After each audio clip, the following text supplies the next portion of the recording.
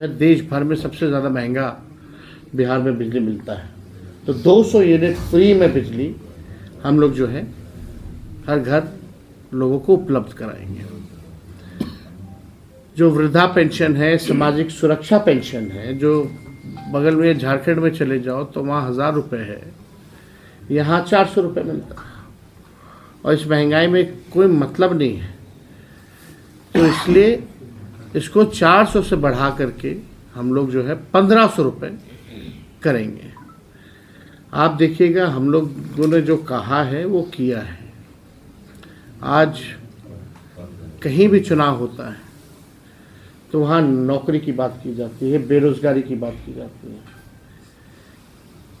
बोला जाता है कि 10 लाख नौकरी दिया जाएगा, 20 लाख दिया जाएगा। कहीं भी प्रदेश में आप चुनाव देख लेते हो। इसकी शुरुआत बिहार से हुई। हम लोगों की सरकार नहीं बनी, कुछ सीटों से हम लोग रह गए, लेकिन जब 22 में दोबारा मुख्यमंत्री उधर से छोड़ करके इधर आए तो हम लोगों की जो महागठबंधन की सरकार जो 17 महीने चली, उसमें 5 लाख लोगों को हम लोगों ने सरकारी नौकरी दिया।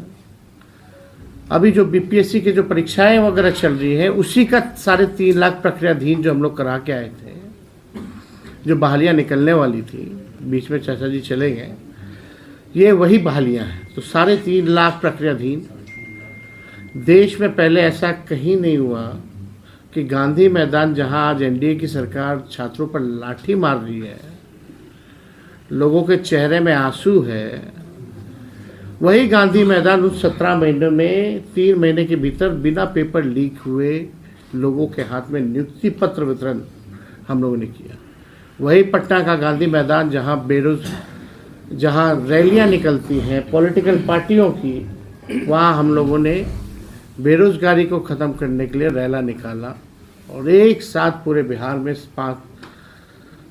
लगभग शिक्षक लोगों को लगभग 2 लाख के आसपास हम लोगों ने उस समय हम लोगों ने बांटने का काम किया, नियुक्ति पत्र। अब उस समय हम लोगों ने आरक्षण की सीमा भी बढ़ाई 65% और 10% EWS का, जो पूरे देश में कहीं नहीं था। जाति आधारित गणना हम लोगों ने कराया।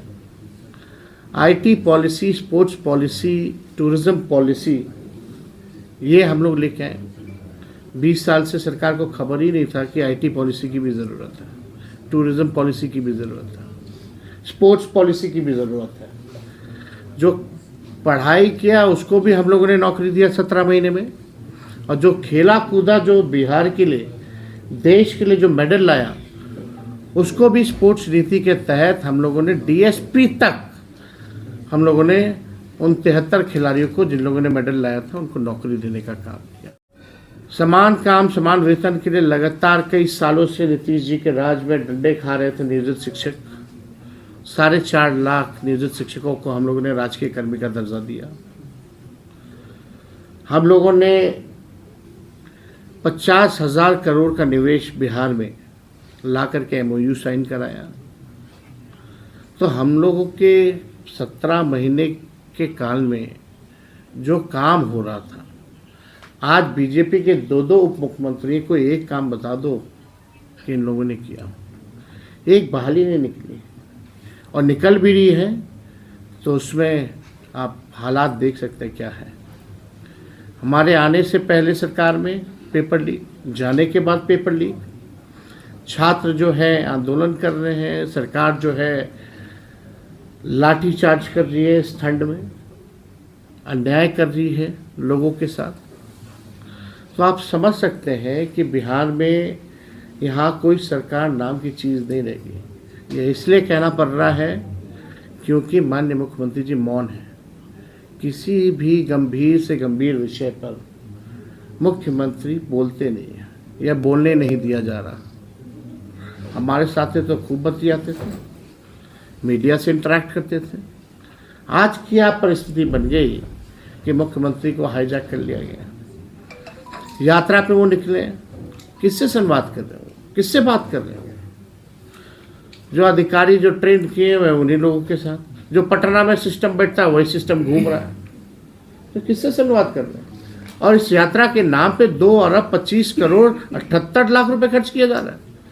आपके वो बिहार गरीब राज्य है, और दूसरे तरफ एक यात्रा पर अपने मालिक से बात करने के लिए वो भी नहीं कर रहे हैं। वो उस पर अगर 2 अरब 25 करोड़ 78 लाख रुपए खर्च किए जा रहे हैं, तो पैसा कहाँ है, कहाँ खर्च हो रहा है? ये यात्रा अधिकारियों की लूट की छूट की यात्रा है। ये प्रगति यात्रा नहीं, ये दुर्गति यात्रा है। किस बात की प्रगति आप बोल रहे हैं?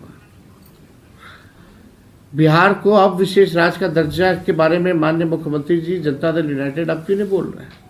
क्यों नहीं भाजपा के लोग अब दिला देते हैं बिहार को विशेष राज्य का दर्जा? चुनाव में तो बोलते हैं, वादा करते हैं कि देंगे, लेकिन जब चुनाव खत्म हो जाता है, सबसे ज़्यादा वोट बिहार से मिलता है, सीटें लगातार 3 बार से एनडीए को जाता रहा है एमपी का। कितने केंद्र मंत्री है बिहार में, उनका काम गिना दो ना, बिहार के लिए क्या किया। शायद बिहार के लोगों को पता ही नहीं होगा कि कितने केंद्र मंत्री हैं, या यहाँ भी जो मंत्री है उनका भी नहीं पता होगा कि कौन मंत्री है। ये हालात है। तो पूरी तरीके से सिस्टम यहाँ जो है अफसरशाही काबिज हो गया है। माननीय मुख्यमंत्री जी टायर्ड हो चुके हैं और रिटायर्ड अधिकारियों के साथ वो सरकार चला रहे हैं। तो अब लोगों का भरोसा उन पर से उठ गया है। अब माननीय मुख्यमंत्री जी कोई निर्णय लेने लायक नहीं रह गए।